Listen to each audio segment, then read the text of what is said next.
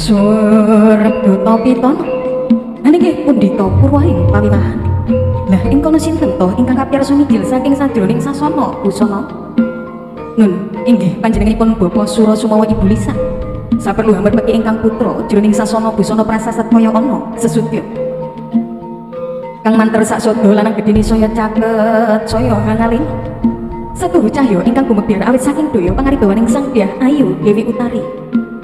Anggih kaya mengkono Sang Dyah Ayu Dewi Utari kaping dening ingkang ibu ingkang Rama saperlu hanyong sangirahipun Raka Nalendra. Sampating busana ingkang angimbung busananing Prameswari nata. Dinun saking Mandrawa katon abyor mobyor pating glebyar pating calorot katepuk ing pandung kurung ingkang anggregani lamun cinundra kadya kilat asesiri. Dumugi wayaning mangsa kala dumawaing kodrat saking panguwasaning Gusti ingkang Maha Wikang Tresna.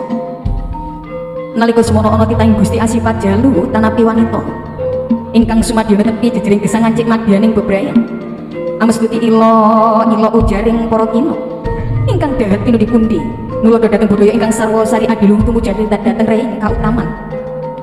Gumenyar Rama Prabowo kintar winarbanda widya kaya mengkono wicaksana pinanganten samya apagutingan tempuking pandulu catur netra catur wis ngarani papat netra mripat dhateng wonten daya pangaribawa ingkang babar karya ingkang minangka dados pambukaning rasa ginai ingkang tunanem ing telenging wardaya kaya mengkono sigra kumlawi astanya risan pinanganten kakung sarwi hambalang gantal saking pinanganten kakung sinabeting gondang tutur gantal saking pinanganten putri sinabeting gondang kasih terus nyoba balangan gantal sigra lukar kembar mayang saking pinanganten kakung kapanggihaken kembar mayang saking pinanganten putri ingkang winastan kembang kalpataru dewa daru yojaya daru kaya mengkono wisnya lukar kembar mayang pinanganten inggil ajawat asta atau meningkatkan sinabeting salaman mawi matram suci.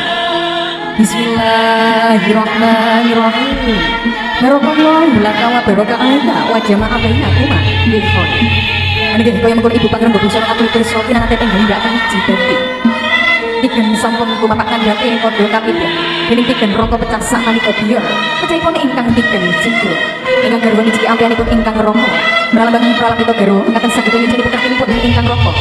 Ayo, ojo nganti nalisir marang bener congkang kalian anggenipun mulayani marang Pranata Goro lan Pranata Gama.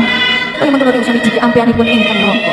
Sigra ingkang Raka, duduk dumateng ingkang Garwa. Diwujudaken dening ingkang Raka Sigra, ingkang Garwa midhiri ingkang Raka andal kaping 7.